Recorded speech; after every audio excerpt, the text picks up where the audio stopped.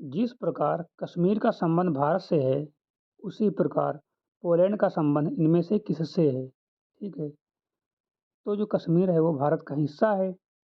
Same वैसे ही Poland जो है वो यूरोप का हिस्सा है। किसका हिस्सा है? यूरोप का। सही जवाब ऑप्शन नंबर ए।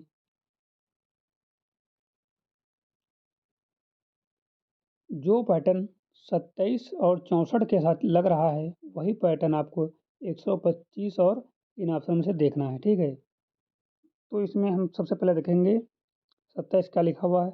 27 लिखा हुआ है 3 का क्यूब, 3 त्रिका 9, 9 त्रिक 27। क्या लिखा हुआ है? 3 का क्यूब। और 64 क्या लिखा हुआ है? 4 का क्यूब। किसका क्यूब? 4 का क्यूब। 4 चौक 16, 16 चौको 64। ठीक है, तो इसी प्रकार अब देखना है हमको 125 किसका क्यूब है। 100 की 125 जो है वो 5 का क्यूब है। किसका? 5 का। पचम 25, 25 पंजे 125। तो हमें कंजिक्यूटिव नंबर देखना है, तो सेम पैटर्न लगेगा यहाँ पर 6 का क्यूब हो जाएगा। 6 चंग 36, 36 छक्का 216। तो सही जवाब ऑप्शन नंबर ए 216। ठीक है, तो इसमें हमें क्या देखना होता है? सबसे पहले हमें देखना होता है कि इसमें कौन सा पैटर्न बन रहा है। फिर पैटर्न पहचान गए तो सॉल्व सही हो जाता है, सॉल्व गलत नहीं होगा। ठीक है, तो इसमें सबसे पहले हमने देखा 27 लिखा हुआ है, 3 का क्यूब लिखा हुआ है और 64 जो है 4 का क्यूब, यानी कि कंजुगेटिव क्यूब चल रहा है। तो 125 किसका क्यूब है? 125 5 का क्यूब है। तो इसके आगे क्या होता है? 6। तो 6 का क्यूब क्या होता है? 216। सही जवाब ऑप्शन नंबर ए 216। जिस प्रकार प्लेटो का संबंध दार्शनिक से है, उसी प्रकार न्यूटन का संबंध इनमें से किससे है? तो प्लेटो जो था मुख्यतः दार्शनिक थे। क्या थे? दार्शनिक। और न्यूटन क्या था? वैज्ञानिक था। तो ऑप्शन नंबर सी वैज्ञानिक। जिस प्रकार 13 और 169 का संबंध है, उसी प्रकार हमें 17 का संबंध ढूंढना है। ठीक है, तो 13 और 169 का संबंध क्या है? 13 का स्क्वायर होता है 169। क्या होता है? 169 13 का स्क्वायर हो गया। और 17 का स्क्वायर क्या होता है? 17 का स्क्वायर होता है हमारा 289। ठीक है, तो स्क्वायर पैटर्न चल रहा है यहाँ पर। तो इसका सही जवाब हो जाएगा ऑप्शन नंबर बी 289। ठीक है, यहाँ पर ऑप्शन नंबर बी और डी दोनों सेम हैं, तो इन दोनों को आप लगा सकते हो। ठीक है, हालांकि बी सही होगा क्योंकि जो पहले होता है वही सही हो जाता है। ठीक है, तो ऑप्शन नंबर बी सही है यहाँ पर 289। इसमें पैटर्न देखना है ए सी ई बी डी एफ और एम ओ क्यू में। ठीक है, जिस प्रकार पैटर्न हमारा ए सी ई और बी डी एफ में है, सेम पैटर्न हमें अगले इसमें लगाना होता है। ठीक है, तो ए, ठीक है, ए प्लस वन क्या होता है? बी। देखो यहाँ पर जो ए लिखा हुआ है ए में एक जुड़ा गया तो आएगा बी। ठीक है, और उसके बाद सी में एक जुड़ा गया क्या आएगा? डी। और उसके बाद ई में एक जुड़ा गया क्या है? एफ। ठीक है, तो हमारा पैटर्न क्या बन रहा है? हमारा पैटर्न बन रहा है प्लस वन का। इसका बनना है प्लस वन का। तो एम में प्लस वन करेंगे क्या आ जाएगा? एन आ जाएगा। एन में ओ में प्लस वन करेंगे तो पी आएगा। ठीक है, और क्यू में प्लस वन करेंगे तो हमारा आर आएगा। तो सही जवाब क्या हो जाएगा तुम्हारा? N P R, option number A. ठीक है, देखो ना, ए प्लस वन बी हो जाएगा, सी प्लस वन डी हो जाएगा और ई प्लस वन एफ हो जाएगा। सेम उसी प्रकार हमको ए में प्लस वन करना है, ओ में प्लस वन करना है, क्यू में प्लस वन। ए में करोगे प्लस वन तो एन आएगा, ओ में प्लस वन करोगे पी आएगा और क्यू में प्लस वन करोगे आर आएगा। तो ऑप्शन नंबर ये सही। ठीक है, पैटर्न पहचानना होता है बस। जिस प्रकार ड्राई का वेट से संबंध है, ड्राई का वेट से, तो हॉट का संबंध किससे होगा? ठीक है, ड्राई का विपरीत जो होता है वेट होता है और हॉट का विपरीत जो होता है कोल्ड होता है। क्या होता है? Cold, option number C. जिस प्रकार इस स्क्वायर का संबंध सर्किल से है, उसी प्रकार क्यूब का संबंध इनमें से किससे है? तो देखो, स्क्वायर और सर्किल दोनों 2D फिगर है। क्या है? 2D फिगर है। क्यूब और स्फेयर दोनों 3D है, तो इसका सही जवाब स्फेयर। ठीक है, 3D फिगर हो जाएगा। 98 और 49 का संबंध जो है, सेम पैटर्न हमें 84 में लगाना है। ठीक है, तो 98 का आधा 49 होता है, तो यहाँ पर डिवाइड बाई 2। ठीक है, 49 हो गया। अब 84 का आधा 42, ऑप्शन नंबर ए। ठीक है, ऐसे पहचानना होगा, बस सवाल एकदम सही हो जाएगा। बी ई एच, ठीक है, और ए डी जी जे में क्या संबंध है? सेम संबंध हमें पी एस वी वाई में लगाना है। ठीक है, तो बी में -1 करोगे तो ए आएगा, ई में -1 करोगे तो डी आएगा, एच में -1 करोगे तो जी आएगा और के में -1 करोगे तो जी आएगा। तो इसमें पैटर्न लग रहा है, हर लेटर में -1 लग रहा है। तो पी में -1 करोगे, पी से पहला वाला अक्षर क्या होता है? ओ, एस से पहले आर और एस वी से पहले यू, वाई से पहले एक्स। तो ऑप्शन नंबर ए, मतलब इसमें पैटर्न लग रहा है -1 मतलब एक अक्षर पहले का, ठीक है। बी से पहले ए, ई से पहले डी, है ना?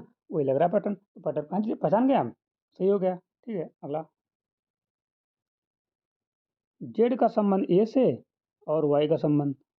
देखो, जेड के बाद ए आता है या जेड का अपोजिट ए होता है, ठीक है, और वाई का अपोजिट बी होता है, या सर्कुलर भी कर सकते हो, ठीक है। तो वाई के बाद बी आएगा, ठीक है। Option number B. पाउंड का वेट होगा तो पिंड का क्या होगा? देखो, जिस प्रकार पाउंड का संबंध वेट से है, उसी प्रकार पिंड का संबंध में से किससे है? देखो, पाउंड जो है वेट की यूनिट है और पिंड जो है वॉल्यूम की यूनिट। किसकी? वॉल्यूम की। Option number B. बस संबंध देखना होता है, सवाल तो ऐसे सही हो जाएगा, ठीक है।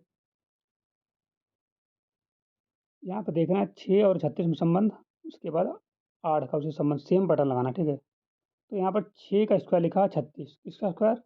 6 का स्क्वायर। तो 8 का स्क्वायर कितना होगा? 8 का स्क्वायर तुम्हारा हो जाएगा 64। ऑप्शन नंबर बी, ठीक है। स्क्वायर पैटर्न लगा है। जिस प्रकार 7 और 22 का संबंध है या पैटर्न जो लगा है, सेम पैटर्न हमें 9 में लगाना है, ठीक। तो यहाँ पर लिखा हुआ है 7 गुणे 3 + 1 21। 7 गुणे 3 + 1 कितना हो जाएगा? 22। 7 21 + 1 22। और अब सेम पैटर्न लगाएंगे, 9 गुणे 3 प्लस का 1 तो कितना हो जाएगा? 9 3 27 1 28। ऑप्शन नंबर सी, ठीक है, 28। जिस प्रकार ट्री और फॉरेस्ट का संबंध है, सेम पैटर्न स्टार में लगाना है, ठीक है। ट्री का समूह फॉरेस्ट होता है, ठीक है, ट्री का समूह फॉरेस्ट होता है और स्टार का समूह गैलेक्सी होता है। क्या होता है? गैलेक्सी। Option number B. बस ये देखना होता है। डॉक्टर का संबंध मेडिसिन से है, जिस प्रकार डॉक्टर का संबंध मेडिसिन से है, तो फार्मर का संबंध इनमें से किससे होगा? तो फार्मर का संबंध में से क्रॉप से होगा, फसल से होगा, ठीक है, क्रॉप। देखो, डॉक्टर मेडिसिन देता है, फार्मर क्रॉप यानी कि फसल देता है, ठीक है। जिस प्रकार हॉर्स का संबंध गैलोप से है, उसी प्रकार कंगारू का संबंध इनमें से किससे है? ठीक है। हॉर्स की चाल गैलोप कहलाती है और कंगारू की चाल वूप कहलाती है। ऑप्शन नंबर सी, वूप। ऑक्सीजन का संबंध एयर से है, ठीक है, तो हाइड्रोजन का संबंध किससे है? देखो, ऑक्सीजन एयर का मुख्य हिस्सा है, किसका? एयर का। और हाइड्रोजन जो है किसका हिस्सा है? वाटर का। ऑप्शन नंबर सी, वाटर का हिस्सा, ठीक है। जिस प्रकार ऑक्सीजन एयर का हिस्सा है, उसी प्रकार हाइड्रोजन पानी का हिस्सा है, वाटर का हिस्सा है, ठीक है। पेन, राइट तो नाइफ। देखो, पेन लिखने के काम आता है और नाइफ काटने के काम आता है। तो ऑप्शन नंबर सी, कट, ठीक है, कट। ऑप्शन नंबर बी वही बात, ठीक है, कट। फिंगर का हैंड होगा, जिस प्रकार फिंगर का संबंध हैंड से है, तो लीफ का संबंध किससे होगा? ठीक है। देखो, फिंगर हैंड का हिस्सा होगा, हाथ का हिस्सा क्या होता है? फिंगर। और लीफ किसका हिस्सा होता है? ट्री का। किसका? ट्री का। ट्री का हिस्सा हो जाएगा लीफ।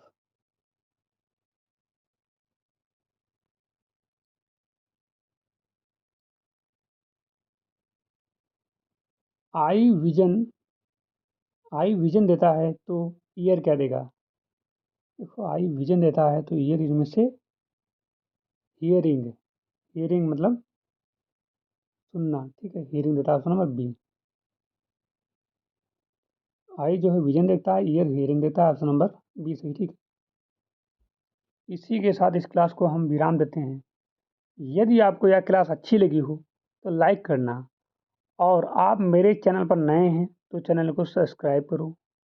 यदि आप यूपीडब्ल्यूएससी पेड 2025 की तैयारी कर रहे हैं और आपको एक साथ पूरा सिलेबस कवर यानी कि जीके, जीके का, या बोल सकते हैं स्टैटिक जीके का एक साथ चाहिए सिलेबस, तो इसी यूट्यूब चैनल पर संकल्प शिव के नाम से एक प्लेलिस्ट बनी हुई है, उस पर 30 क्लासें आपको एक साथ मिल जाएँगी। उन्हें आप देखकर अपनी तैयारी को बेहतर ढंग से कर सकते हैं, ठीक है? तो आप चाहे तो उन क्लासों को देख सकते हैं या फिर जो मैं डेली क्लासें ला रहा हूँ, ये रिवीजन बेसिस पर या फिर इम्पोर्टेंट बेसिस पर समझ लीजिए आप।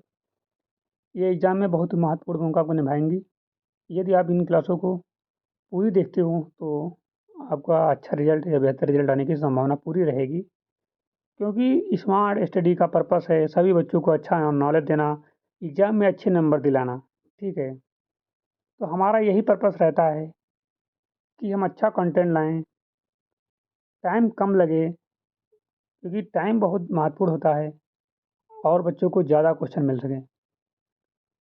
जितने क्वेश्चन हमने कराया है, अदर यूट्यूबर होते तो कम से कम 1 घंटा लेते, क्योंकि वो एक क्वेश्चन कराकर काफ़ी ज़्यादा इधर-उधर की बातें करते रहते हैं और स्मार्ट स्टडी का मतलब है कि केवल और केवल स्टडी दिया जाए, टाइम वेस्ट ना किया जाए, अच्छा नॉलेज दिया जाए, टाइम कम लिया जाए बच्चों का, क्योंकि ये टाइम कम लेंगे तो बच्चों को आगे पढ़ने में और मदद मिलेगी, दूसरा सब्जेक्ट बच्चा पढ़ सकता है।